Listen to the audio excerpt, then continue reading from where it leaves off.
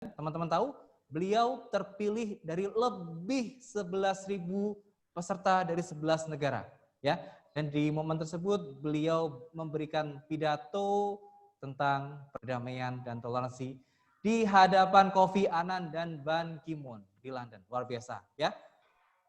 Nanti tepuk tangannya bisa hadir ya, kita sampaikan sekaligus nyambut ke Ayu ya. Dan banyak sekali hobi beliau luar biasa, main gitar tetap ya, baca buku dan tentunya menulis. Baik, boleh kita sambut, kita berikan tepuk tangan untuk menyambut Kak Ayu hadir bersama kita.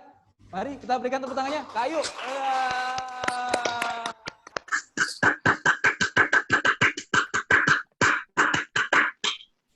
Oke, tepuk tangannya tempat masing-masing Kak Ayu ya. Halo Kak Ayu. Ya, izin. Terima kasih banget sambutannya dan perkenalannya. Rasanya kenceng banget ditepuk tanganin sama 1.000 orang di sini. Ya, Kak Ayu, maaf sekali Kak Ayu, saya sampai lupa belum memperkenalkan diri Kak Ayu ya. Kak Ayu, nama saya Didi Kak Ayu. Jadi Mas Didi siap. Nanti kita akan bersama mendampingi Kak Ayu ya untuk proses penyimpanan materi, dan barangkali sudah diinfokan teman-teman ya bahwasanya untuk materi kita nanti kurang lebih akan sampai di kurang lebih pukul 11:30 ya. Dan nanti kiranya Kak Ayu berkenan kita jalannya diskusi ataupun paparan materi, kiranya ada pertanyaan kita fleksibel aja barangkali ya, biar lebih nyaman dan sebagainya. Nah, kira-kira demikian untuk kedepannya. Kak Ayu, kami persilakan untuk menyampaikan materinya dan pastinya sudah tidak sabar untuk ngobrol langsung dari Kak Ayu. Terima kasih banget Mas Didi. Selamat pagi Bapak dan Ibu semua. Dari Kemenkeu, terima kasih sekali sudah ngajakin saya. Kalau Pak Anies tadi bilang semoga nggak kapok diundang, saya malah mau bilang semoga setelah saya presentasi nanti nggak kapok Pak ngundang saya Pak.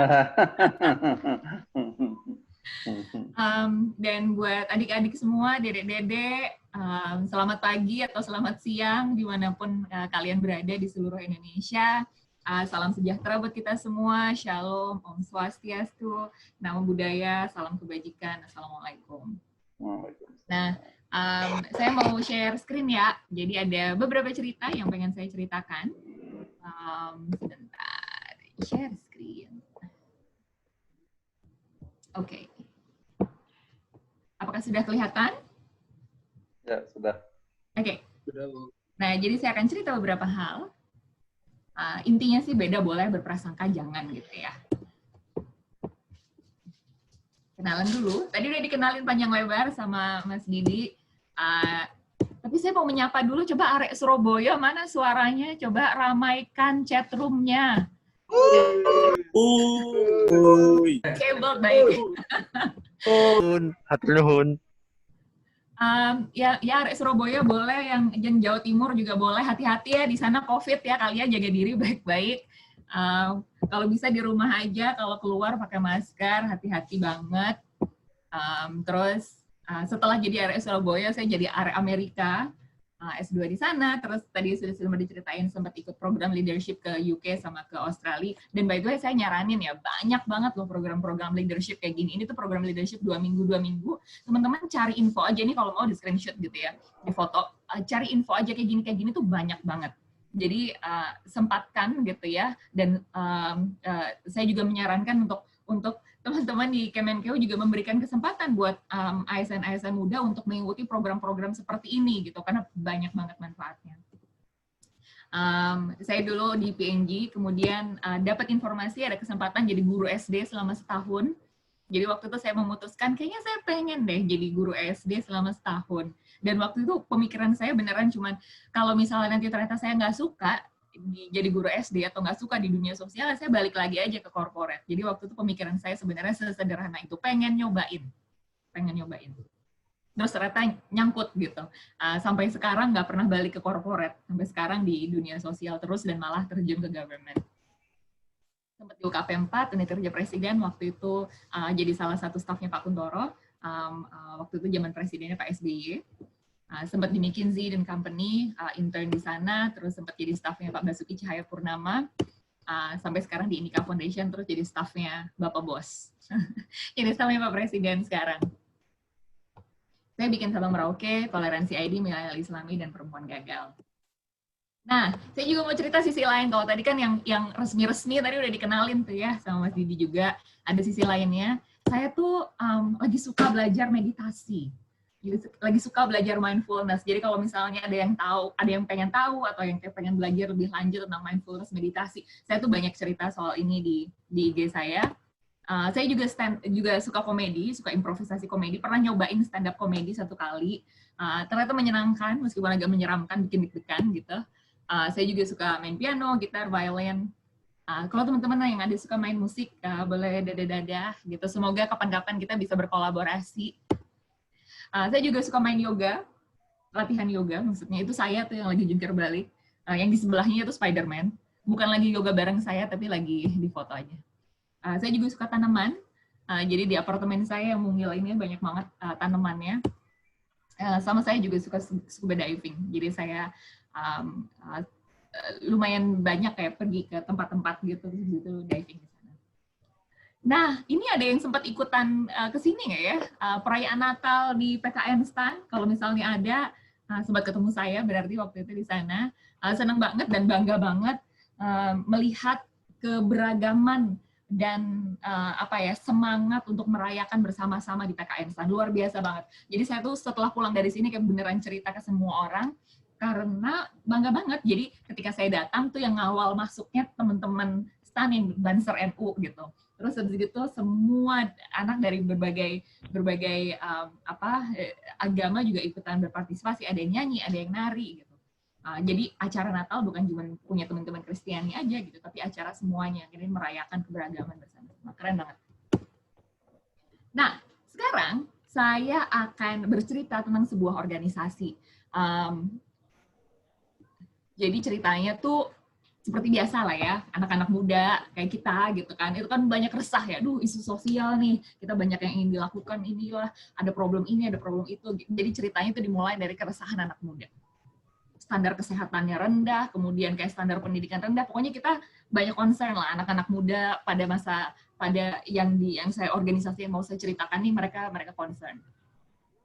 Terus anak-anak muda ini berkumpul dan berdiskusi. Ini by the way kalau ada yang udah bisa menebak organisasinya apa, silahkan langsung unmute dan diteriakin aja ya organisasinya apa ya.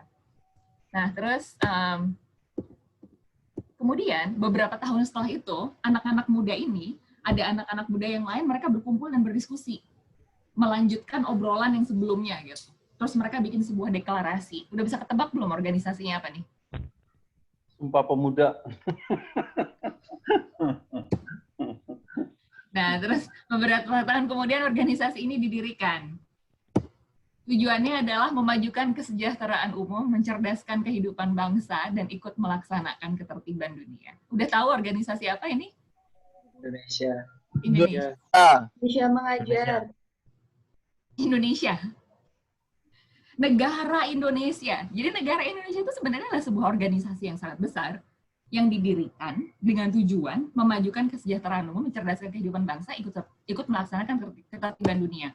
Jadi kalau ada akta pendirian gitu ya, di pembukaan UUD 45, membentuk suatu pemerintahan negara Indonesia, melindungi segenap bangsa Indonesia, seluruh tumpah darah Indonesia. Kemudian yang tadi yang disebutin, memajukan kesejahteraan umum, mencerdaskan kehidupan bangsa, melaksanakan ketertiban dunia. Jadi, kita semua yang ada di sini nih, kita semua kan bagian dari pemerintahan nih, kita adalah bagian dari organisasi ini.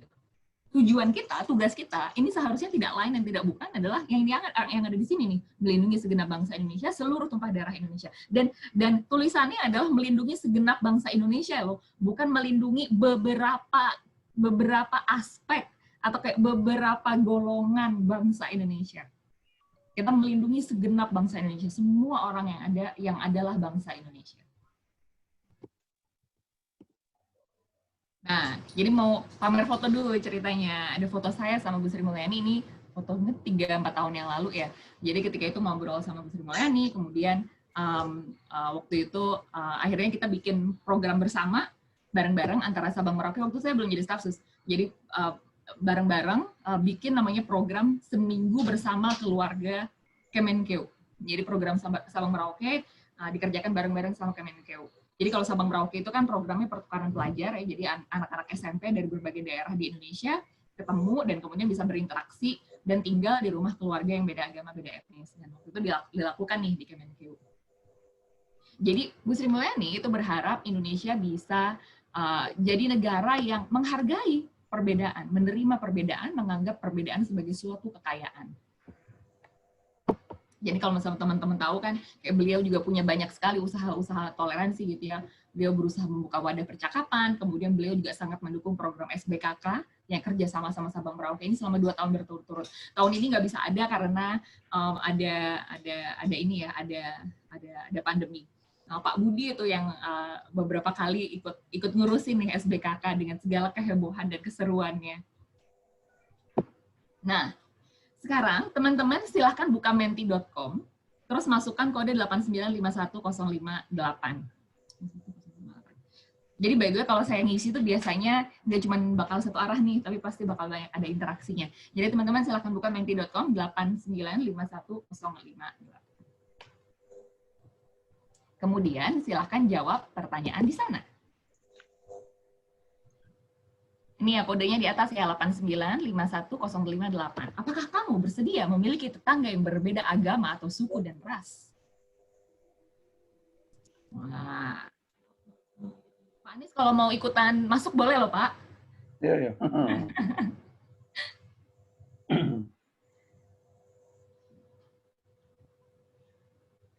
Wah, mantap.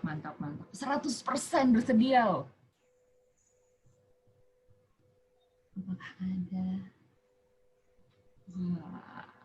Apakah kamu bersedia punya tetangga yang beda agama atau suku dan ras? Oke. Karena udah 800-an, silakan yang belum ngisi, silakan dilanjutkan ngisi. Saya balik ke PPT-nya ya.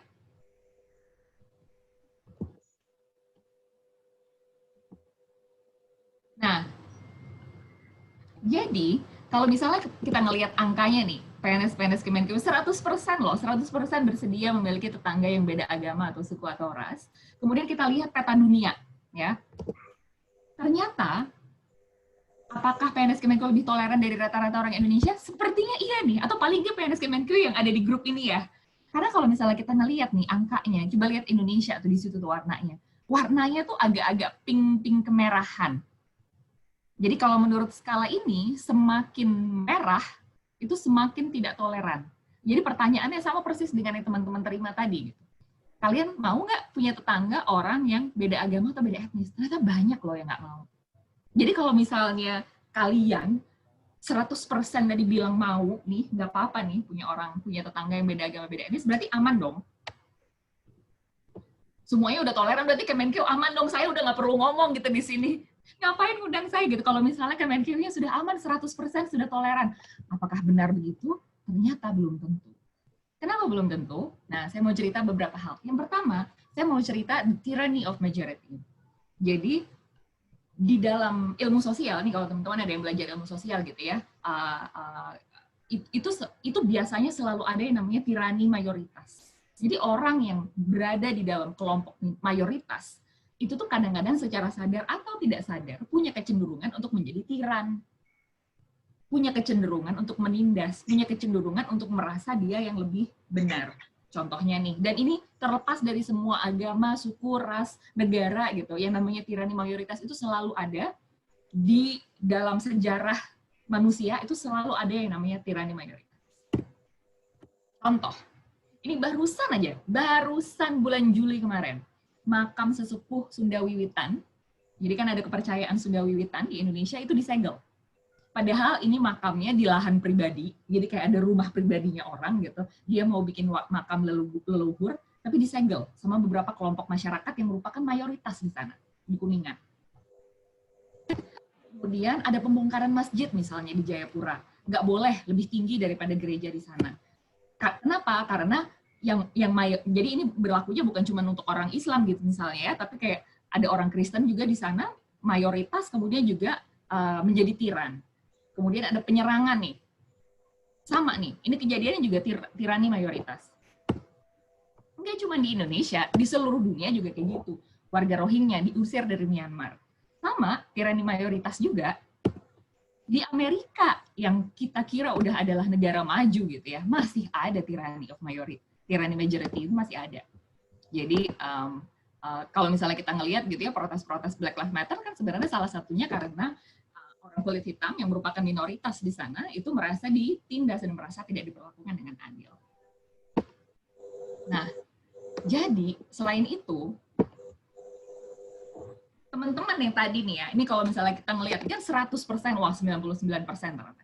99% PNS Kemenkeu mengatakan yang ada di grup ini, yang ada di Zoom call ini, mengatakan bersedia punya tetangga yang beda agama dan artinya sekitar 99% sudah cukup toleran. Tapi kita tuh bisa loh, kita ngeklaim kita toleran, tapi dalam split second, gitu, kita tuh mungkin jadi intoleran ketika proses pengambilan keputusannya sangat-sangat singkat.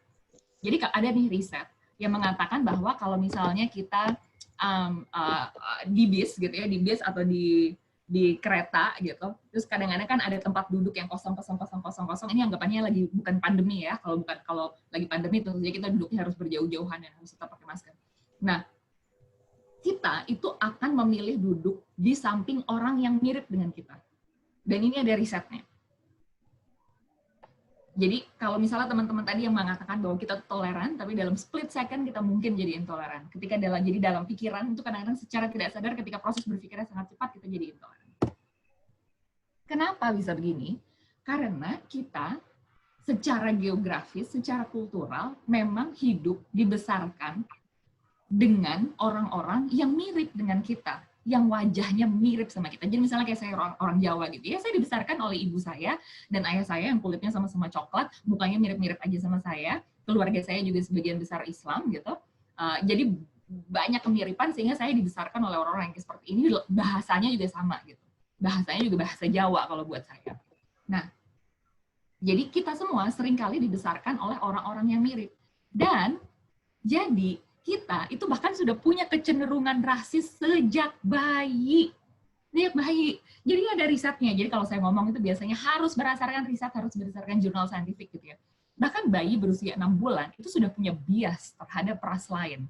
Jadi waktu itu contohnya si bayi-bayi ini, itu tuh dikasih lihat foto gitu ya. Jadi misalnya bayi kulit putih dikasih foto orang kulit putih dan orang Hispanik gitu.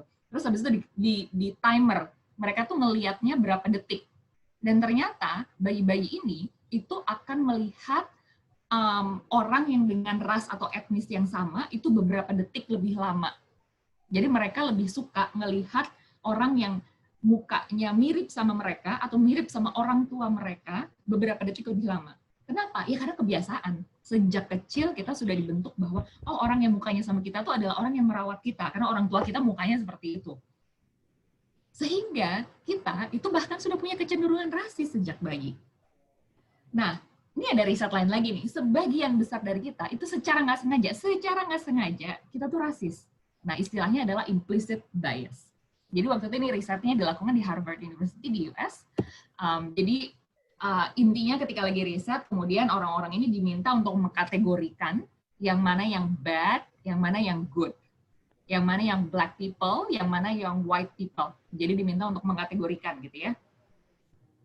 Nah, jadi kalau misalnya muncul kata horrible, itu kan harusnya masuk ke kategori bad, ya kan? Horrible masuk ke kategori bad. Berarti seharusnya masuk di yang sebelah kiri itu. Bad, sehingga harusnya press huruf E. Karena E kalau misalnya di keyboard ada di sebelah kiri. Jadi kata horrible seharusnya bad, sehingga dia harusnya press huruf E. Nanti kalau misalnya ada kata peace itu kan good. Berarti seharusnya ada di sebelah kanan tuh. Berarti dia seharusnya mencet huruf I. Karena huruf I ada di sebelah kanan. Jadi ini ngetesnya suruh mencet E sama I, E sama I, E sama I gitu. Nah, di sini trikinya adalah ketika dikasih lihat muka orang. Ini kan mukanya orang kulit putih.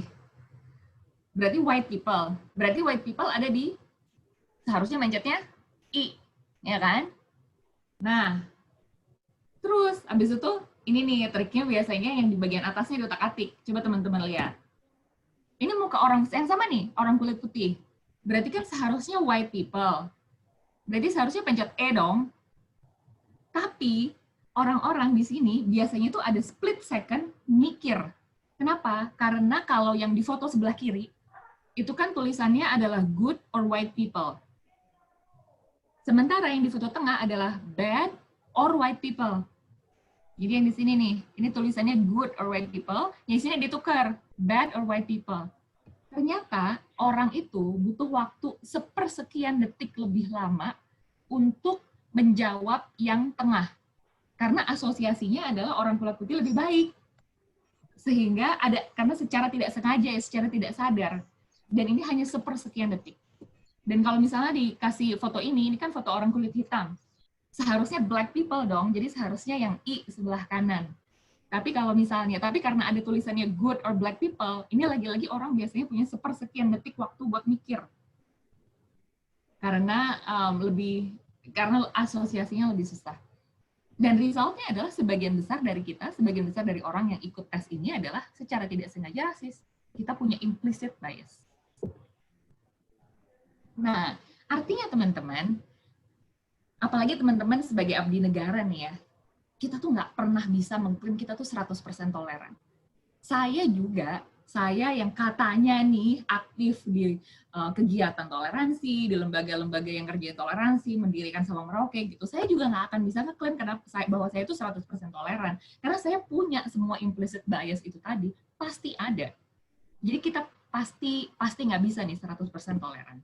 Ditambah lagi, kita tuh transportasi, teknologi itu membuat kita bertemu dengan manusia-manusia yang berbeda-beda jauh lebih cepat daripada otak kita berevolusi. Jadi kalau otak kita kan tadi evolusinya adalah otak kita mengasosiasikan orang-orang yang mukanya mirip sama kita sebagai baik karena mereka orang tua kita adalah orang tua kita yang merawat kita gitu.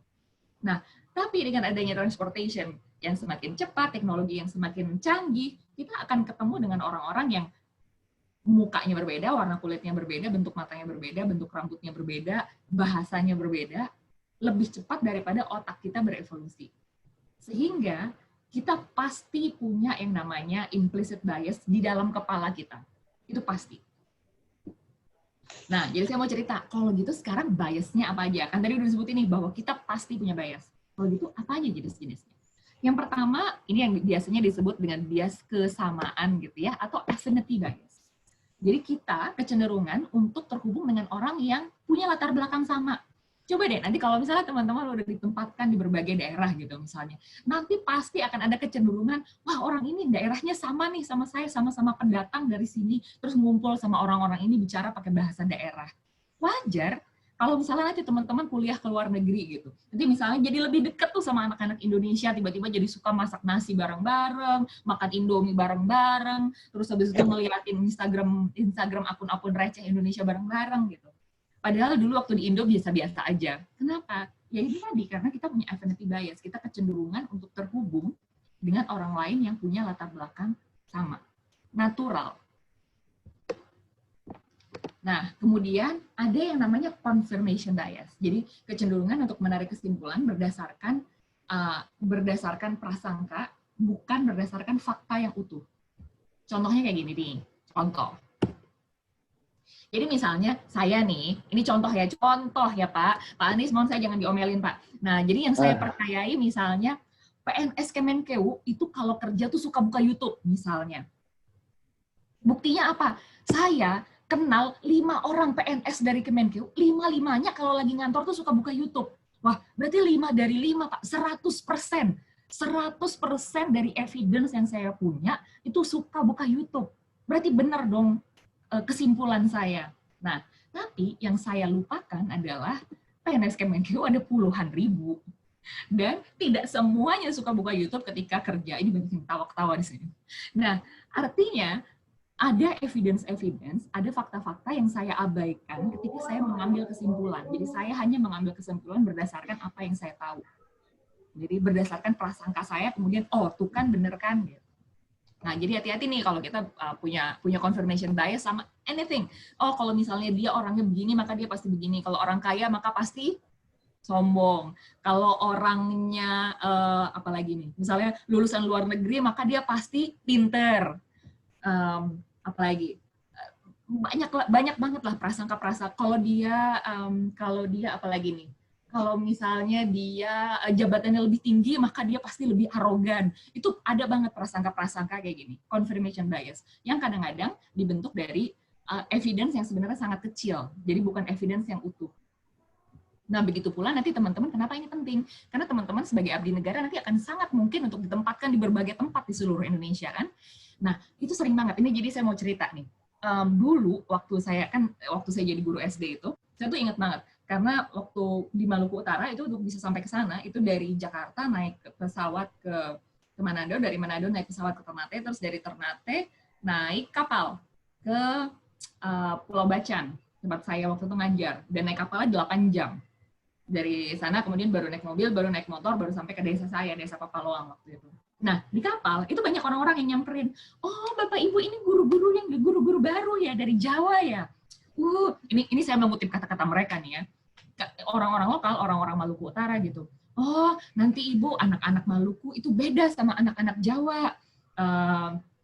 Kalau anak-anak Maluku itu kalau misalnya nanti ada yang nakal-nakal, Ibu pukul saja Ibu. Beda Ibu sama anak-anak Jawa. Kalau anak-anak Jawa itu nanti bisa nurut Ibu. Kalau anak Maluku harus dipukul. Jadi saya tuh bahkan baru belajar setelah nyampe sana gitu ya, baru belajar ada istilah di ujung rotan ada emas. Kalau nggak salah gitu ya. Jadi bahwa rotan itu adalah salah satu alat edukasi gitu. Nah, itu adalah salah satu confirmation bias bahwa kemudian orang-orang yang di sana menganggap bahwa semua anak itu tuh harus dipukul dulu supaya bisa disiplin, harus dipukul dulu supaya bisa menjadi baik gitu. Itu juga confirmation bias. Jadi kalau anak ini maka begini, kalau anak ini begini. Dan setelah saya nyampe sana sih semuanya terpatahkan. Buat ternyata sama aja, saya mau ngajar di Bogor, kayak saya ngajar di Jakarta, kayak saya ngajar di Surabaya, saya ngajar di Maluku, semua anak-anak Indonesia sama. Sama-sama cerdas, sama-sama suka nanya, sama-sama suka main. Bias gitu, dimana kita menilai perilaku seseorang berdasarkan interaksi singkat. Contoh nih, kalau kita lagi di jalan, kemudian kita diselip sama orang, kadang-kadang kemudian kita kayak, wah dasar nih orang ini nih, dia pasti orangnya sombong dan orangnya pasti kasar, dia pasti nggak sopan banget lah orangnya. Gitu. Kita menilai dia, orang ini yang lagi nyelip kita, hanya berdasarkan interaksi yang sangat singkat. Dia nyelip kita. Padahal kita nggak tahu, mungkin dia lagi buru-buru ke rumah sakit karena ada anggota keluarganya yang sakit gitu. Atau mungkin dia buru-buru pulang karena pengen ke toilet gitu. Kita menilai perilaku seseorang hanya berdasarkan interaksi yang sangat singkat. Ini sering banget. Nah, ada juga halo effect. Jadi kecenderungan untuk menganggap orang-orang itu adalah sesuatu yang baik setelah mempelajari satu hal yang mengesankan. Jadi misalnya kalau dalam si kartun ini, wah anjingnya ini bulunya bagus banget gitu. Kalau dia bulunya bagus banget, maka pasti dia adalah a good boy gitu, anjing yang baik gitu. Ternyata sebenarnya dia suka menghancurkan rumah. Nah, ini sering banget. Kadang-kadang kalau misalnya kita ngelihat orang yang berpakaian rapi gitu, wah dia pasti orang pinter gitu. Atau misalnya ada orang yang public speaking-nya bagus, wah dia pasti kepemimpinannya bagus gitu. Atau misalnya ada orang yang bahasa Inggrisnya bagus dikit gitu, wah dia pasti orangnya pinter. Kadang-kadang kita mempelajari satu aspek yang mengesankan tentang satu aspek yang bagus tentang orang ini gitu. Kemudian kita menganggap bahwa orang ini pasti baik. Nah, itu juga hati-hati tuh sama halo effect. Kemudian tentu saja juga ada gender bias. Ini salah satu bias yang kita punya di kepala kita dan kadang-kadang secara nggak sadar. Nah, jadi saya mau cerita soal tes studi juga nih, namanya studi Heidi dan Howard. Jadi Heidi itu nama perempuan, Howard itu nama laki-laki. Jadi waktu tesnya dilakukannya di US kalau nggak salah. Nah, jadi ceritanya nih ada dua kelompok orang gitu ya yang dites, yang sebelah sini gitu, separuh yang di sebelah sini dikasih cerita tentang Heidi, di sebelah sini dikasih cerita tentang Howard. Nah, yang dikasih cerita tentang Heidi, ini sebenarnya ceritanya sama persis nih. Intinya ada seorang entrepreneur, dia berdedikasi tinggi gitu pada apa yang dia lakukan, kemudian dia suka sekali melakukan apa yang dia lakukan, kemudian dia kayak jadi kayak sering ngasih masukan buat anak buahnya gitu. Kemudian dia sangat determin, dia kadang-kadang kerja sampai malam untuk mencapai tujuannya gitu, dan akhirnya berhasil gitu. Kemudian ditanya, menurut kamu, jadi yang orang-orang yang dapat cerita tentang Heidi ini ditanya menurut kamu bagaimana, yang dapat cerita tentang Howard ditanya menurut kalian gimana. Dan ingat ini ceritanya sama persis plek-ketiplek kata per kata, cuma diganti namanya satu Heidi, satu Howard. Jadi satu perempuan, satu laki-laki. Ternyata orang-orang yang mendapatkan cerita tentang Heidi itu tuh bilang bahwa, oh dia galak, oh dia ambisius, aku nggak mau kerja sama dia. Tapi orang-orang yang dapat cerita tentang Howard itu bilang, wah dia tegas, dia bercita-cita tinggi, aku mau kerja sama dia. Jadi ini bahkan cerita yang sama persis dengan komposisi orang yang sama persis yang dites itu tuh bisa punya persepsi yang sangat berbeda. Jadi kalau perempuan tegas dikit itu tuh dibilangnya galak, tapi kalau laki-laki tegas ya dibilang tegas. Kalau perempuan bercita-cita tinggi itu dibilang ambisius. Tapi kalau laki-laki bercita tinggi, oh bagus, emang laki-laki harus bercita-cita tinggi. Itu namanya bias di kepala kita.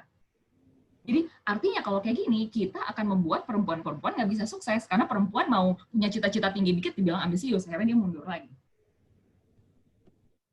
Nah, ini contoh lain lagi adalah di orkestra. Jadi di US itu dulu audisi, sampai sekarang itu dilakukan audisinya di balik tirai.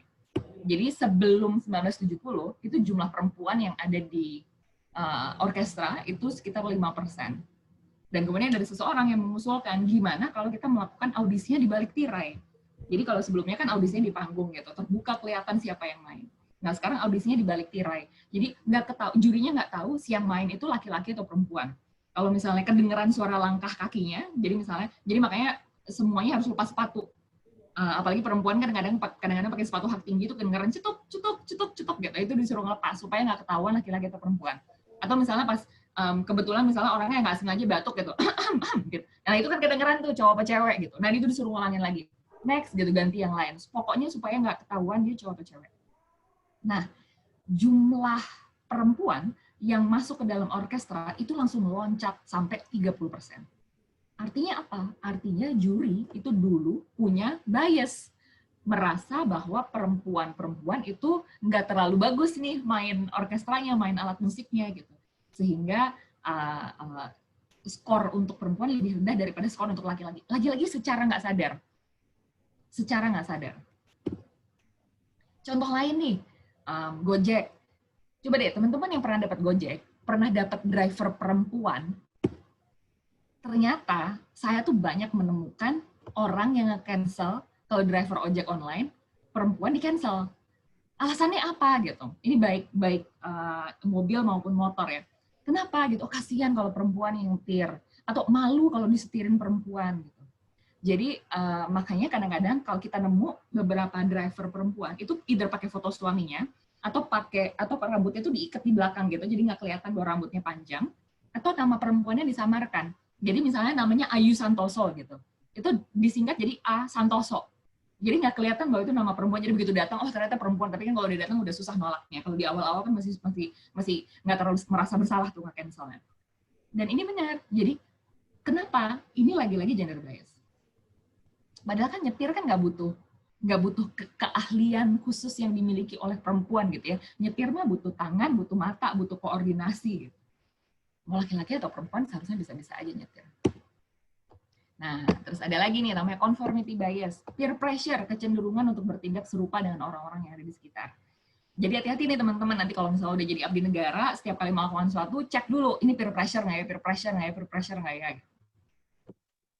Nah, tadi saya udah cerita, itu adalah jenis-jenis bias yang kita pasti ada di kepala kita masing-masing. Jadi pertanyaannya adalah, apa yang bisa kita lakukan? Karena kita pasti punya bias-bias itu. Cuman setiap orang pasti punya levelnya beda-beda. Nah, jadi gimana caranya? Yang pertama, kita harus rendah hati mengakui bahwa kita punya implicit bias. Kita pasti punya implicit bias. Dan yang kedua, kita harus melatih terus otak kita untuk menentang implicit bias. Jadi ada istilah yang namanya neuroplasticity. Jadi kalau neuroplasticity itu adalah kemampuan otak untuk dilatih. Jadi otak itu sebenarnya kayak otot. Kalau otak sering dilatih berbahasa asing, jadi pasti lebih lancar berbahasa asing. Kalau otak sering dilatih public speaking, pasti lebih lancar public speaking. Kalau otak sering dilatih main musik, pasti lama-lama juga makin jago tuh musiknya. Bukan jarinya makin jago, tapi otaknya makin jago menggerakkan jari-jarinya gitu. Kalau otaknya sering dilatih nyinyir, itu juga pasti akan jadi lebih jago nyinyir. Dan kalau otaknya sering dilatih untuk bersyukur, pasti akan lebih jago bersyukur. Kalau otaknya sering dilatih untuk menentang implicit bias, jadi mengetahui bahwa ada implicit bias dan gimana caranya agar itu tidak bias, itu juga bisa. Nah, jadi ada sebuah artikel bagus banget di One Team Golf, itu dari UK gitu.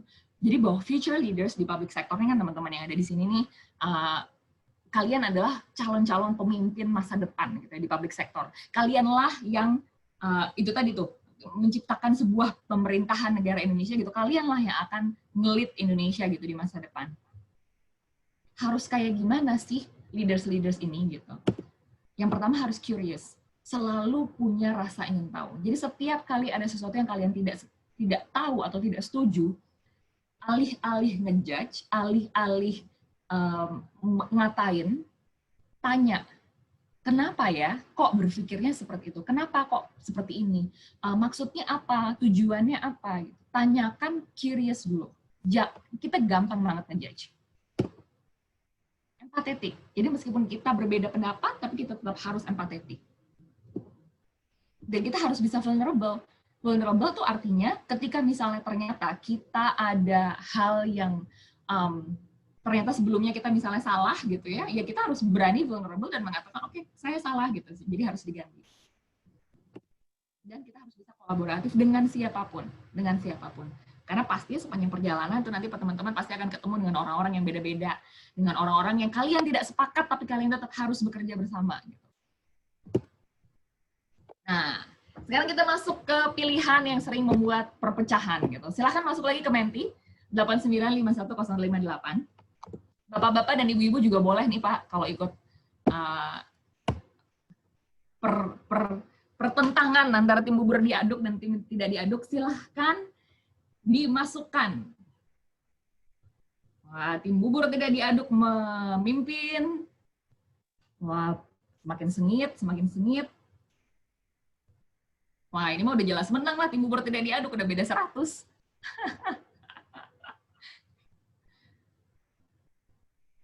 Wah, ternyata banyak tim bubur tidak diaduk. Bagus.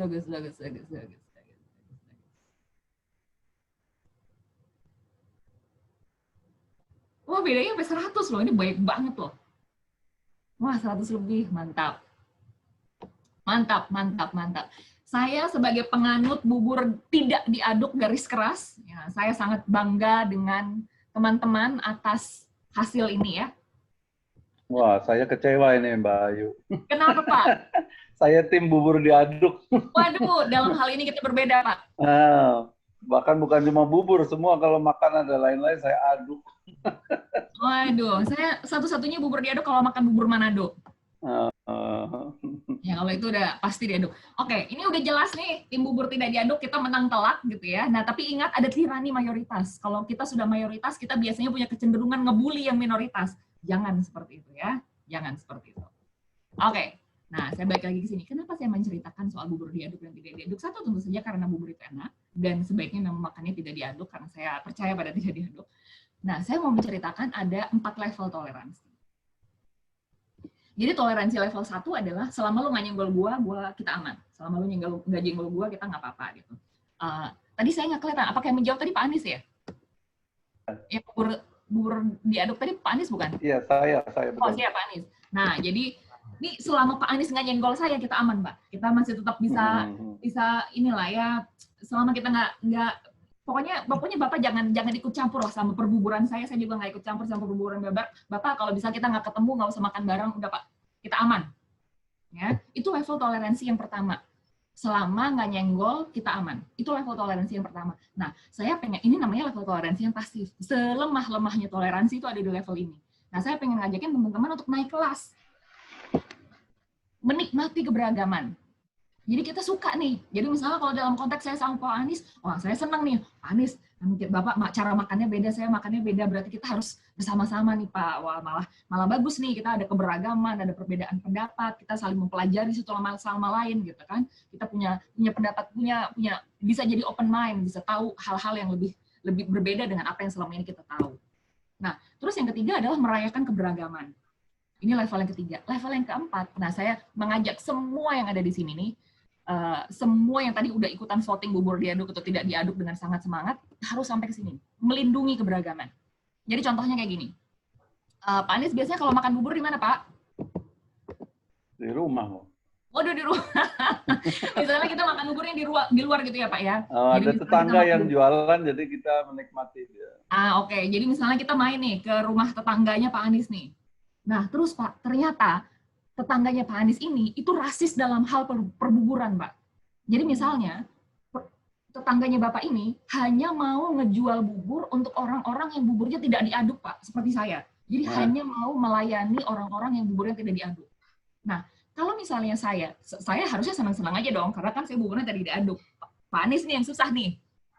Kalau misalnya saya berada di level 1, saya akan diam-diam aja. Ya biarin aja, toh saya berhasil mendapatkan bubur saya. Selama saya tidak dipaksa makan bubur yang diaduk, saya mah baik-baik aja, biarin aja udah. Kalau Pak Anies, ya Pak Anies kalau lapar nggak apa-apa, Bapak makan di rumah aja lah atau makan di tempat lain. Sorry ya Pak ya. Gitu. Nah itu level 1. Level 2, saya nggak boleh nih harus ada di sini. Saya harus sampai ke level 4. Melindungi keberagaman. Saya akan bilang sama si tukang buburnya, bilang bahwa Bapak, yang Bapak lakukan itu tidak benar. Itu namanya diskriminasi, Pak. Nah, Bapak harus bisa memberikan hak kepada orang-orang yang buburnya diaduk. Saya nggak setuju, Bapak juga nggak setuju, nggak apa-apa. Tapi mereka adalah segenap bagian dari segenap bangsa Indonesia, punya hak untuk berada di sini dan punya hak untuk makan bubur, seperti halnya kita. Jadi meskipun mereka minoritas, tetap harus dilindungi dan tetap harus difasilitasi. Jadi tolong Bapak, tukang bubur, tolong berikan buburnya kepada Pak Anies dan biarkan Pak Anies untuk mengaduk buburnya. Itu adalah melindungi keberagaman. Jadi teman-teman, jangan sampai kita berhenti di level yang bawah, tapi kita, apalagi teman-teman nih sebagai abdi negara gitu, teman-teman yang akan banyak sekali ketemu sama orang-orang yang ada di Indonesia, ada di berbagai tempat di Indonesia, jangan lupa untuk melindungi keberagaman. Nah, jadi itu aja dari saya. Terima kasih dan selamat makan bubur. Tidak dia. Bayu, saya jadi pertanyaannya, ada satu pertanyaan yang menggelitik terkait bubur ini. Gimana Pak? Kalau saya tetap pergi ke tempat tukang bubur itu, walaupun saya tahu aslinya saya dilarang, tapi saya beli aja orang enak di situ masalahnya. Jadi saya nggak usah ngaduk. Oh, karena nggak boleh ngaduk. Jadi saya yang toleran gitu kepada orang yang intoleran. Nah, itu level mana itu? Nah, bedanya Pak, bedanya adalah kalau dalam hal perbuburan itu biasanya kita bisa lebih fleksibel. Jadi misalnya saya dipaksa harus ngaduk, ya udahlah nggak apa-apa. Gitu. Tapi akan ada hal-hal lain yang kita tidak fleksibel. Misalnya soal etnis. Saya nggak bisa nih disuruh, misalnya ada orang yang tidak toleran sama orang suku Jawa, orang Jawa nggak boleh masuk sini. Saya nggak bisa ganti suku.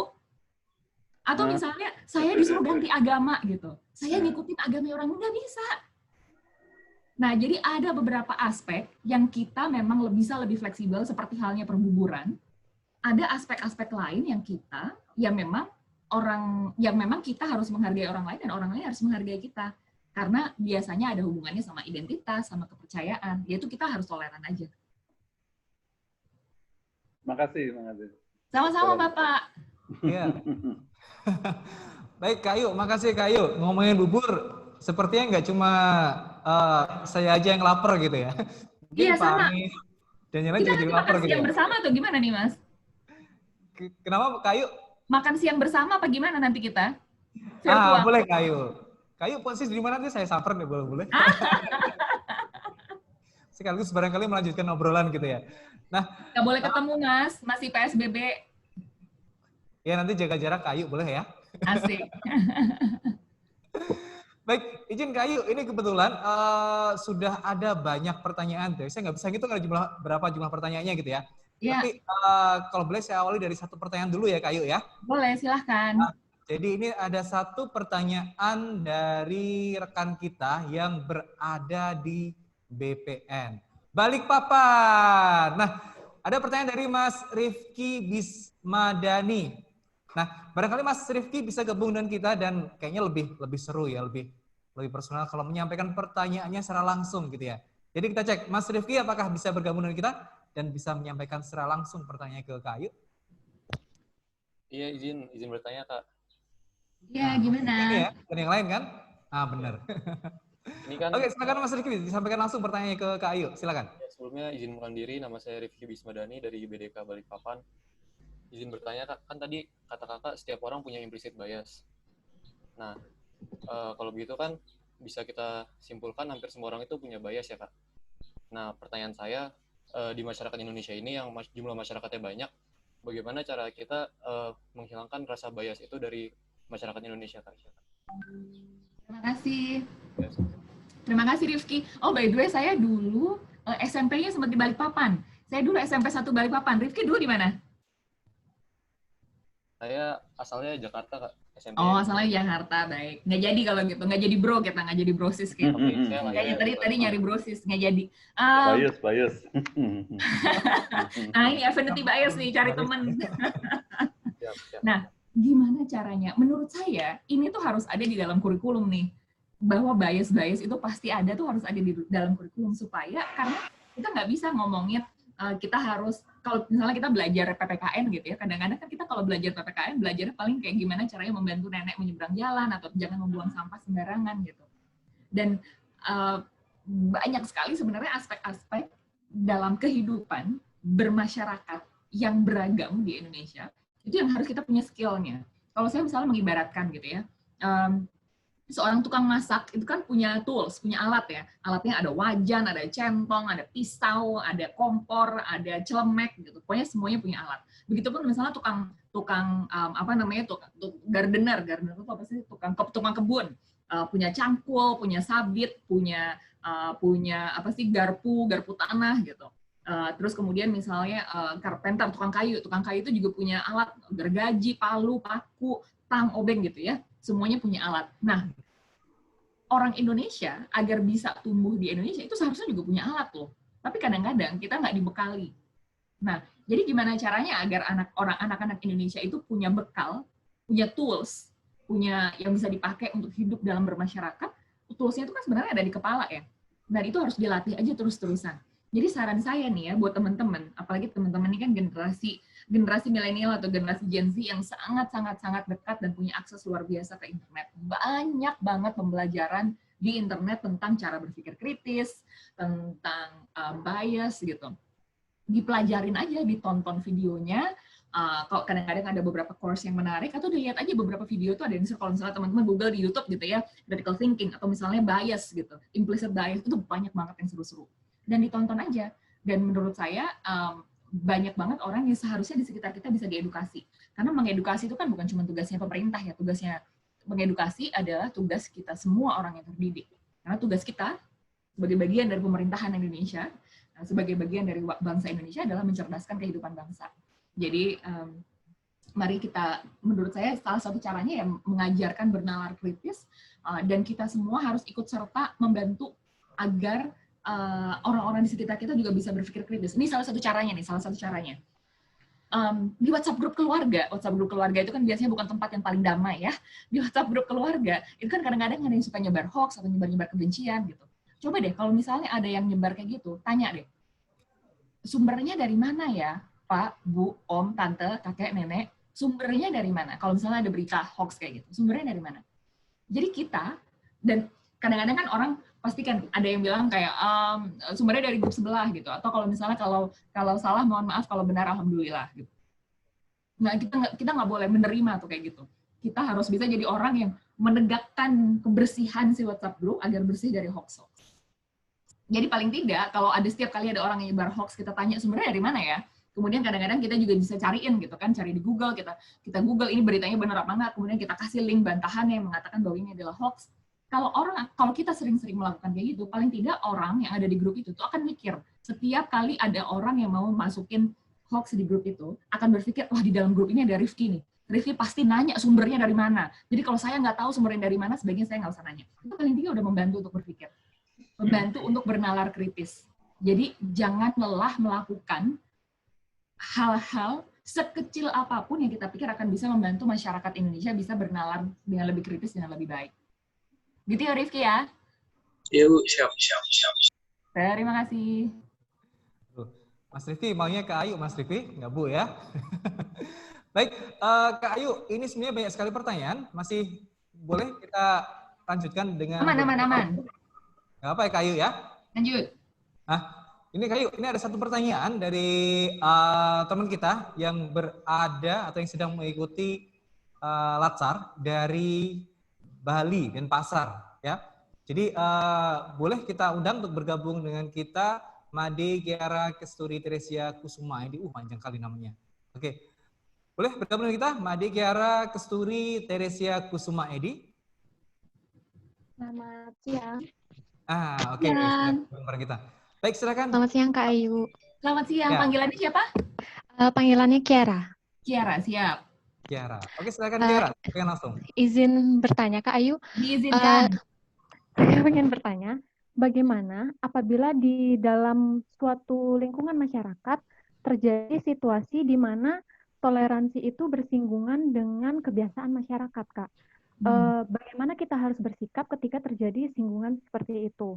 Apakah kita harus tetap berpegang teguh pada prinsip toleransi itu atau mengikuti kebiasaan masyarakat yang sudah turun-temurun seperti itu? Terima kasih, Kak. Thank you banget, Kiara. Ini sebenarnya jawaban singkatnya adalah tidak akan ada jawaban yang benar. Karena semuanya pasti tergantung. Tergantung dari kondisinya, tergantung dari situasi di daerah tersebut, tergantung dari aspek toleransi apa yang sedang dibicarakan. Contoh nih, kalau misalnya di Bali gitu ya, harusnya kan misalnya ketika hari Nyepi itu semua orang ya udah di rumah aja. Tapi selalu ada praktik-praktik toleransi baik gitu yang ada dilakukan di Bali ketika itu hari Nyepinya jatuhnya pas hari Jumat. Ketika orang-orang Muslim harus ke masjid, maka diperbolehkan. Tapi kemudian biasanya ada diskusi, ada kompromi. Oh, yang boleh ke masjid hanya yang wajib saja, misalnya yang laki-laki dewasanya saja. Dan misalnya tidak perlu ada azan misalnya di pengeras suara sehingga tidak mengganggu umat orang Bali yang lagi melakukan nyepi. Jadi ada diskusi dan ada kompromi yang bisa dilakukan di sana supaya sama-sama tidak saling merugikan. Karena kan sebenarnya dua-duanya sama-sama sedang beribadah nih. Yang orang Hindu sedang beribadah, yang orang Islam juga sedang beribadah. Gimana caranya supaya tidak bersinggungan, tidak bertabrakan gitu. Jadi perlu ada diskusi, makanya perlu ngobrol sesama manusia. Atau contoh lain, kalau misalnya teman-teman ada yang dari Kudus, jadi di Kudus itu tuh nggak ada sate sapi. Kenapa? Karena dulunya, dulu banget nih sebelum Islam masuk ke Kudus, itu kan di sana banyak banget orang Hindu. Nah, jadi mungkin Kiara juga tahu nih, di sana banyak banget orang Hindu. Sehingga ketika, waktu itu Sunan apa ya, menyebarkan Islam di Kudus ya, Sunan Kudus kalau nggak salah ya, itu bilang, untuk kita menghormati umat Bali yang sudah lebih lama berada di sini, kita kalau kurban jangan pakai sapi, tapi pakai kerbau. Kenapa? Untuk menghargai, menghormati kebiasaan adat istiadat orang yang ada di sana. Sehingga semuanya bisa berjalan dengan baik tuh. Sampai sekarang tuh makanya nggak ada sate sapi di Kudus, adanya sate kerbau atau sate ayam. Nah, ini adalah bentuk-bentuk toleransi kebiasaan-kebiasaan yang bisa didiskusikan. Jadi sebenarnya yang bisa parah itu tuh kalau ada proses-proses diskusi yang tidak terjadi gitu. Nah, tentu saja kalau misalnya kita ngomongin tentang ada hal-hal yang misalnya udah melanggar hak asasi manusia gitu. Jadi misalnya dilarang beribadah sama sekali gitu misalnya. Atau misalnya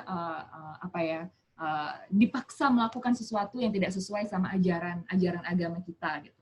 Nah, itu adalah sesuatu yang tidak benar. Nah, disitulah kita harus bergerak tuh, kita harus bisa membela, apalagi kalau misalnya kita adalah bagian yang mayoritas, kita harus bisa membela teman-teman yang minoritas. Jadi menurut saya nggak ada jawaban yang hitam putih, semuanya menurut saya harus didiskusikan. Tapi memang harus ada orang-orang seperti kita nih, kita orang yang udah hopefully udah open minded gitu ya, kita udah terbuka pikirannya, kita harus bisa melindungi orang-orang yang minoritas. Jadi dulu sebelum misalnya di Bali itu orang-orang Muslimnya boleh Jumatan di Bali, itu pasti ada orang yang berusaha memperjuangkan. Ini harus diperbolehkan nih, karena mereka orang-orang Islam yang ada di Bali juga melaksanakan ibadahnya seperti halnya orang Bali yang sedang melaksanakan ibadah nyepi. Jadi pasti ada yang memperjuangkan. Nah, jadilah kita orang-orang yang memperjuangkan orang-orang yang minoritas seperti ini. Gitu ya. Oke. Terima kasih. Makasih banyak Kak Ayu. Oke, Kak Ayu, barangkali tadi dapat info akan ada agenda atau kegiatan, apakah masih boleh mungkin sampai 11.45-an. Oke, siap. Terima kasih Kak Ayu. Baik, karena ketika Kak Ayu tadi menjawab pertanyaan itu, list pertanyaannya juga semakin banyak gitu ya, bahkan semakin bertambah. Banyak banget gitu. Ya.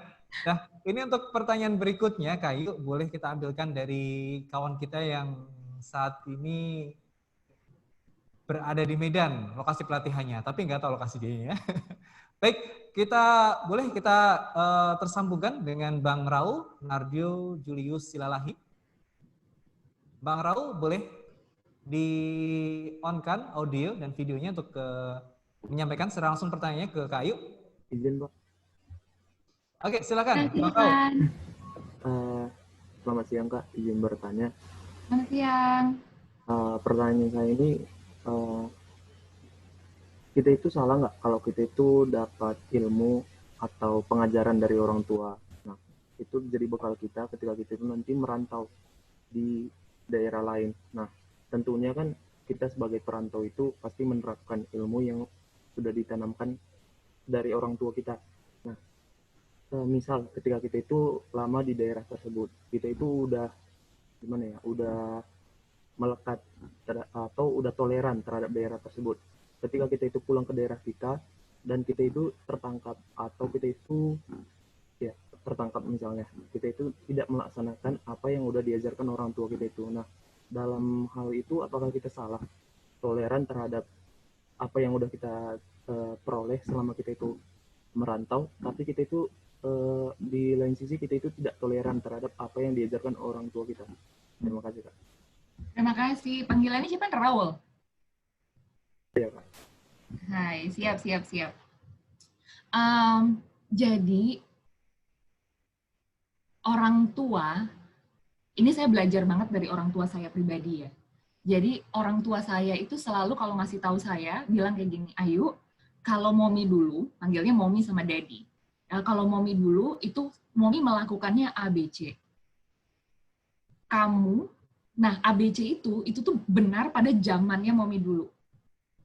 Pada zaman sekarang belum tentu benar, dalam konteks kehidupan kamu sekarang belum tentu benar. Jadi, mommy menyarankan ABC, dengan alasan seperti ini, tapi silahkan kamu pikirkan sendiri menurut kamu yang terbaik seperti apa. Nah, menurut saya, penting untuk kita tuh bisa memilah-milah yang mana yang paling baik buat kita. Karena kadang-kadang kita tuh tidak memilih di antara yang mana yang baik dan buruk, atau benar dan salah. Kadang-kadang dua-duanya baik, tapi yang mana yang lebih baik, atau yang mana yang lebih cocok buat kita, yang mana yang lebih bikin kita bahagia, yang mana yang lebih membuat kita, ya, dan setiap orang tuh kan punya preferensi sendiri-sendiri ya. Kadang-kadang kita tuh meng-underestimate preferensi kita sendiri, kemudian kita menjadi lebur dan mengikuti, ini conformity bias nih kita mengikuti kebiasaan peer pressure yang ada di sana. Nah, tentu saja menurut saya, again, tidak ada jawaban yang hitam putih, Raul. Menurut saya, tentu saja di mana kita berada, kita harus bisa menjaga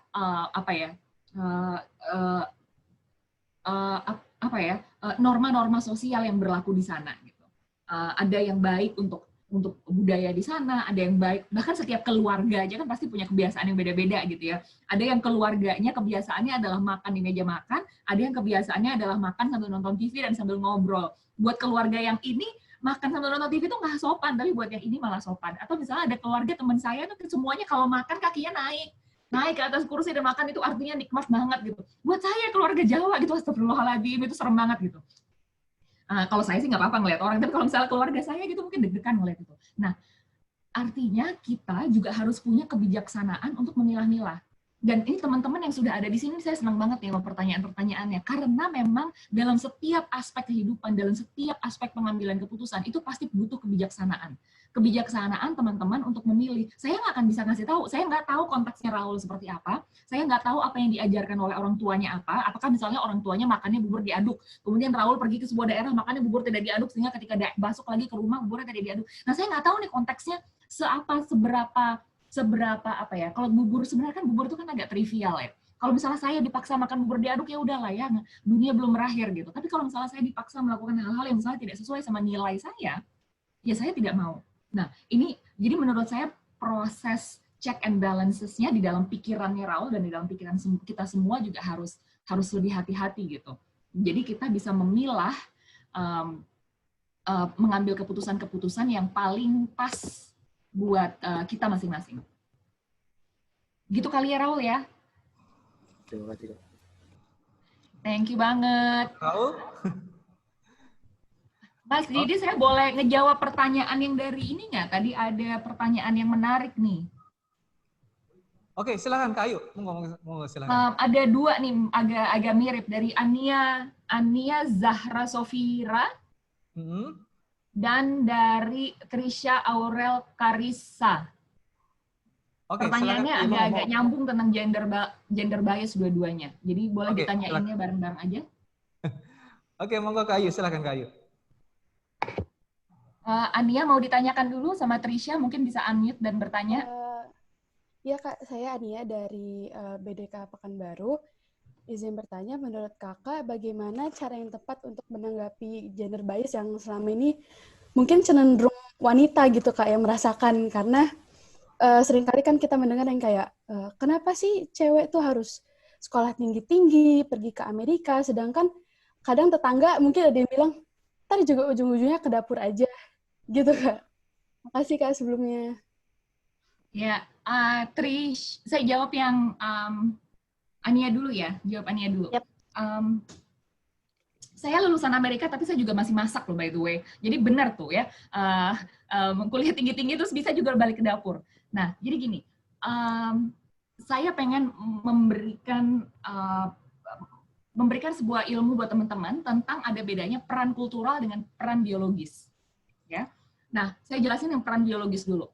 Peran biologis adalah peran yang menempel di badan biologis kita. Jadi peran yang menempel pada struktur organ yang ada di badan kita. Contoh, hanya perempuan yang kromosomnya XX gitu ya, hanya perempuan yang punya kelenjar susu. Maka yang bisa memproduksi ASI itu pasti tugasnya perempuan. Nggak bisa tuh laki-laki, wah saya pengen ikut serta, ikut memproduksi air susu, nggak bisa. Secara biologis kagak bisa. Kemudian hanya perempuan yang punya rahim, sehingga hanya perempuan yang bisa hamil dan bisa melahirkan. Sehingga nggak bisa tuh laki-laki, wah saya ingin ikut serta hamil dan membantu istri saya, nggak bisa. Secara biologis nggak bisa. Kecuali kalau kamu kuda laut, kalau kuda laut bisa gantian ya. Nanti coba di Google kalau kuda laut bisa. Nah, tapi ini juga adalah peran-peran ini adalah pilihan perempuan. Kalau perempuan tidak mau hamil, tidak mau punya anak, tidak berarti bahwa dia perempuan. Jadi ini hak sepenuhnya perempuan untuk memilih ya. Nah, bedanya, jadi itu adalah peran biologis. Peran biologisnya laki-laki karena kalau laki-laki punya kelenjar sperma ya adalah memproduksi sperma. Itu nggak bisa tuh diambil sama perempuan. Nah, kemudian ada peran-peran kultural. Peran-peran kultural itu seperti memimpin, nyetir, public speaking, masak, apalagi tuh peran-peran kultural, mengasuh anak, itu semua adalah peran kultural yang nggak ada hubungannya sama organ tubuh kita. Masak itu cuma butuh lidah, ya, sama tangan, nggak butuh organ tubuh khas perempuan untuk bisa masak. Jadi kalau misalnya ada orang yang bilang kayak, kamu kan perempuan, kamu harus masak. Saya kasih tahu, ada bedanya antara peran kultural dengan peran biologis. Coba diedukasi itu ya. Orang-orang yang di rumah yang nyuruh perempuan bikin kopi, nyuruh perempuan masak, coba diedukasi tentang peran kultural dengan peran biologis. Orang-orang yang bilang, ngapain perempuan sekolah tinggi-tinggi? Sekolah tinggi-tinggi itu butuh otak. Semua laki-laki dan perempuan butuh otak, artinya sekolah tinggi adalah peran kultural, bukan peran biologis. Jadi Ania kalau misalnya ditanya kayak gitu, jawabannya saintifik. Jawabannya adalah peran biologis dan peran kultural. Ya. Jangan pernah mau dilarang dengan kata-kata kamu kan perempuan. Saya ulangin dan saya garis bawah. Jangan pernah mau dilarang dengan kata-kata kamu kan perempuan. Ini berlaku juga buat yang laki-laki. Jangan pernah laki-laki mau dilarang dengan kata-kata kamu kan laki-laki. Kamu kan laki-laki, ngapain kamu masuk dapur? Kamu kan laki-laki, ngapain kamu bantuin ngurus anak? Kamu kan laki-laki, ngapain kamu nyetrika? Itu sama aja gender bias. Peran-peran nyetrika itu cuma butuh tangan sama butuh colokan. Setrika itu nggak butuh kelenjar susu sama butuh rahim atau butuh penis, enggak. Jadi banyak sekali orang-orang itu mencampur adukan antara peran biologis dan peran kultural. Gitu ya Ania ya. Siap Kak, terima kasih Kak atas Terima informasinya. kasih. Trisha. Yap.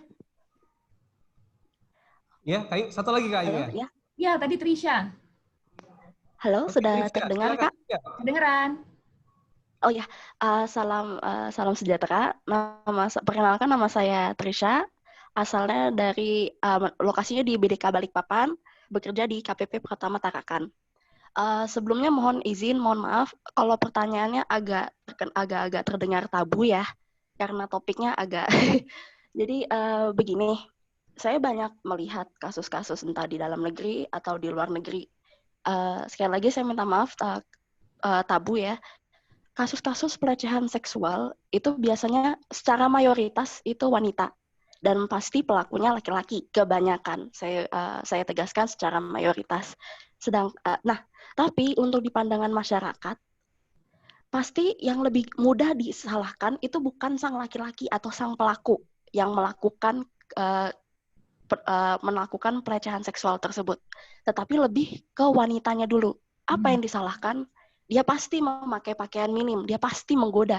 Sedangkan kalau dilihat dari spektrum persentasenya, korban pelecehan seksual itu dari seluruh dunia itu bisa dimulai dari yang pakaian minim, bisa dari ras apapun, bisa dia sedang memakai burka, tidak ada kejelasan, tidak ada benar-benar 100% bahwa dia memakai pakaian yang menggoda. Sedangkan kalau pelakunya, mereka dibiasakan seperti, laki-laki kan laki-laki, boys will be boys. Tapi bukan berarti ketika korbannya laki-laki, mereka juga dibenarkan, tidak. Karena gender bias-nya mereka memikir, kita sebagai orang tuh memikirkan bahwa laki-laki masa tidak mau melecehkan seseorang atau dilecehkan atau dia melakukan kegiatan hal seksual. Ketika pelaku adalah seorang wanita dan ketika seorang pria lelaki korban pelecehan seksual mengadu, pasti dia dikucilkan dengan kata-kata, nggak mungkin lah, kamu pasti suka, kamu lo suka digituin, kamu nggak mungkin nggak suka seperti itu. Dan wanitanya itu dielu-elukan seperti, kamu berani sekali mengambil langkah pertama, karena biasanya perempuan yang ingin dikejar seperti itu. Itu bagaimana pandangannya? Gimana caranya kita mengubah bahwa kita hapuskan di bagian itu bukan gender bias, bukan masalah gender, bukan, kita nggak bisa menilai kesalahan itu dari gender, tapi dari kegiatan pelecehan seksual itu tersebut, bahwa itu salah begitu. Sekali lagi mohon maaf, kasusnya tabu, agak berapi-api. Terima kasih Trisha. Satu, kasusnya tidak tabu. Jadi pelecehan seksual adalah sesuatu yang harus kita bicarakan, karena ini adalah sesuatu yang nyata. Salah satu korban deg-degan ya Trisha ya. Salah satu korban pelecehan seksual itu sekarang lagi ngomong di depan kalian semua, saya adalah korban pelecehan seksual. Dan butuh waktu bertahun-tahun, belasan tahun untuk saya bisa ngomong nih kayak gini. Dan setiap kali saya dilecehkan tuh nggak pernah lagi pakai baju macam-macam. Saya dilecehkan ketika kecil, dicium sama laki-laki yang kerja di rumah. Saya dilecehkan ketika saya waktu itu lagi di kamar mandi umum, habis pulang berenang, terus itu ganti baju, diintip sama orang. Saya lagi anak SMP pakai baju seragam SMP, tiba-tiba lagi nunggu angkot di pinggir jalan, kemudian ada gerombolan laki-laki lewat, saya diremas payudaranya. Apakah saya berpakaian menggoda? Tidak. Apakah saya keluar sendiri malam-malam? Enggak. Itu kejadiannya siang-siang. Saya SMA, pakai seragam SMA, kemudian dilecehkan, lagi jalan menuju ke tempat angkot, tiba-tiba ada laki-laki buka celana, kelihatan penisnya. Sengaja dieksibisionis gitu, sengaja ditunjukin ke saya. Nah, ini adalah aksi-aksi intoleransi, adalah aksi-aksi yang sangat tidak adil. Ini adalah pelecehan seksual. Nah, saya juga mau meng-highlight bahwa pelecehan seksual itu terjadi di kedua belah pihak ya. Bahwa teman-teman saya juga ada gitu, laki-laki yang dilecehkan oleh, dan ini bisa berlaku di mana-mana gitu ya. Ada teman-teman, ada teman laki-laki saya yang pernah dilecehkan ketika dia lagi di masjid, lagi pakai sarung kemudian digrepe-grepe. Ada yang dilecehkan oleh ayahnya sendiri ketika di rumah gitu. Laki-laki nih. Jadi sebenarnya banyak banget kejadian-kejadian ini di mana-mana. Dan kita harus berhenti menyalahkan korban. Karena sering sekali korban itu disalahkan sehingga korbannya nggak bisa ngapa-ngapain. Itu nanti kalau misalnya korbannya ditanyain gitu ya, kamu kok nggak ngelawan? Emang bisa ngelawan. Teman-teman yang pernah dijamret, teman-teman yang pernah dicopet, pasti tahu bahwa kita ada namanya freeze gitu kan. Tonic immobility. Ketika kita lagi kaget, itu ada istilahnya bahkan dalam dunia medis gitu. Tonic immobility. Ketika kita lagi kaget, itu kita jadi freeze, kita nggak bisa ngapa-ngapain, kita bingung, nggak bisa bereaksi. Sehingga itu, dan jangankan kita dijamret, apalagi kalau mau salah ada perlakuan pelecehan, kemudian perkosaan, itu pasti kemudian kita bisa jadi kita jadi nggak bisa ngapa-ngapain, susah ngelawan. Apalagi kalau misalnya orangnya banyak, apalagi kalau kita sendirian. Gitu. Jadi menurut saya ini mumpung teman-teman ada banyak yang di sini, makanya kenapa tadi saya sengaja minta Trisha juga bertanya gitu, karena menurut saya ini penting untuk dimiliki, karena teman-teman nanti akan menjadi abdi negara, itu bisa jadi kalian akan sangat bersentuhan dengan aspek-aspek seperti ini. Bukan hanya pelecehan seksual yang terjadi pada masyarakat sekitar, tapi mungkin di antara sesama ASN juga gitu. Jadi teman-teman harus bisa melindungi diri sendiri, teman-teman harus bisa melindungi orang lain. Jadi kalau misalnya ada teman-teman yang jadi korban, coba cari tahu gimana caranya untuk mendukung mereka, gimana caranya untuk mendengarkan mereka, jangan ngejudge mereka. Jangan ngejudge mereka karena sudah dibuktikan berdasarkan berbagai survei, nggak ada hubungannya antara pakaian yang dipakai, antara jenis kelamin, antara bagaimana rupanya, antar dia berada di mana, karena banyak sekali banyak sekali sebenarnya orang-orang yang diperkosa atau dilecehkan itu di ruang-ruang publik atau di rumahnya sendiri oleh orang-orang yang dia kenal. Jadi nggak ada hubungannya tuh perempuan nggak boleh keluar sendiri malam-malam. Yang benar adalah seharusnya siapapun tidak boleh melecehkan, siapapun tidak boleh memperkosa. Dan ini bukan topik yang tabu. Jadi jangan minta maaf. Terima kasih. Oke, Mbak Trisya cukup jelas ya sepertinya ya. Jadi memang sih hal tersebut juga terjadi di tidak hanya perempuan ya, laki-laki mungkin ada di antara teman-teman yang sudah mungkin barangkali dalam pengalaman hidupnya sempat mengalami pelecehan seksual ya dalam berbagai bentuk. Dan maaf sekali Kak Ayu, waktunya sudah melebihi dari yang tadi Kak Ayu sampaikan ya. Dan juga maaf juga kepada teman-teman semua yang barangkali pertanyaan sudah disampaikan via chat, tapi belum sempat kita fasilitasi gitu ya. Dan barangkali penjelasan-penjelasan dari KAI sebelumnya juga dapat cukup menjawab pertanyaan dari teman-teman semua. Dan tadi kalau boleh menyimpulkan apa yang disampaikan KAI tadi, memang banyak sekali bias yang terjadi dalam hidup kita. Dalam berbagai bentuk, dalam berbagai budaya gitu ya. Contoh sederhananya gitu ya, saya kebetulan menikah gitu ya dengan orang Sunda, saya orang Jawa gitu ya. Jadi kalau dalam budaya Sunda, ketika saya asah-asah gitu, isah-isah itu saya tegur oleh keluarga saya, keluarga istri. Nggak boleh, tapi bagi saya loh, saya ingin membantu keluarga saya gitu, saya ingin membantu istri saya gitu. Jadi ya kembali ke tadi sampaikan Kayu tadi ya, perlu ada pembedaan antara peran budaya dan juga peran biologis gitu ya. Dan pesan Kayu tadi ketika melihat adanya bias yang ada di sekitar kita, teman-teman perlu untuk ada di level tertinggi. Level 4 ya. Jadi level untuk kemudian melindungi keberagaman yang ada di sekitar kita. Gitu ya. Dan kalau boleh kita berikan tepuk tangan di tempat masing-masing untuk Kayu atas pencerahan yang tadi beliau sampaikan ya. Makasih Pak Ayu. Berikan tepuk tangan di tempat masing-masing untuk Kayu ya. Ya. Oke, terima kasih banyak Kak Ayu. Dan sepertinya satu hal yang bisa merangkum secara umum gitu ya, mengenai apa yang tadi disampaikan oleh Kak Ayu, ya, tidak penting apa suku, agama, ras, budaya kita untuk kemudian kita melakukan kebaikan. Karena sepertinya orang-orang itu tidak akan pernah menanyakan apa sih agamamu untuk ketika kita sudah melakukan kebaikan. Dan juga ini merupakan sebuah fakta gitu ya, bahwasanya agama, suku, ras, budaya kita memang berbeda-beda. Tapi satu hal yang pasti bahwa kita disatukan oleh bangsa, bahasa, dan tanah air yang sama, Indonesia. Baik, saya pikir demikian materi yang dapat disampaikan oleh atau yang bisa kita sampaikan melalui sesi ini, ceramah oleh Kak Ayu ini.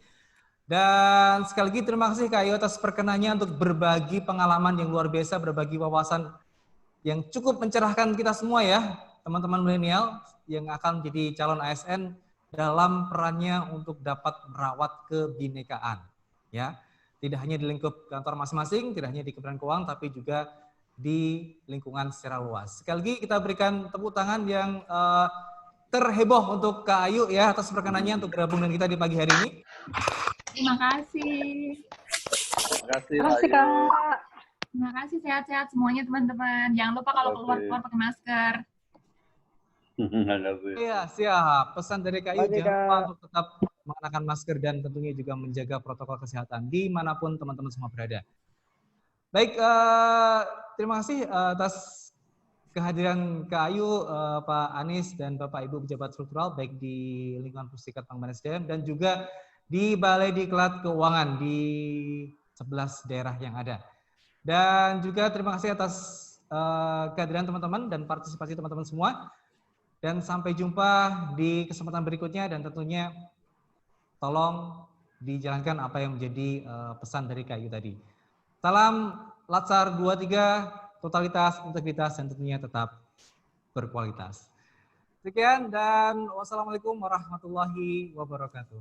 Waalaikumsalam warahmatullahi wabarakatuh. Terima kasih Bapak Ibu. Terima kasih banyak Bapak Ibu. Terima kasih izin Terima kasih Kak. Janji Ayu. Terima kasih Pak. Terima kasih Pak Bu. Terima kasih Pak. Terima kasih, Pak. Ilmunya juga Fauzan. Aisyah Jiayu, arigato. Mamon. Terima kasih, Kak. Assalamualaikum. Ilmu Jogja. Fauzan, mana Fauzan? Ilmu Jogja tarifnya. Terima kasih, Pak. Assalamualaikum. Waalaikumsalam warahmatullahi wabarakatuh. Terima kasih, Pak. Terima kasih, Pak.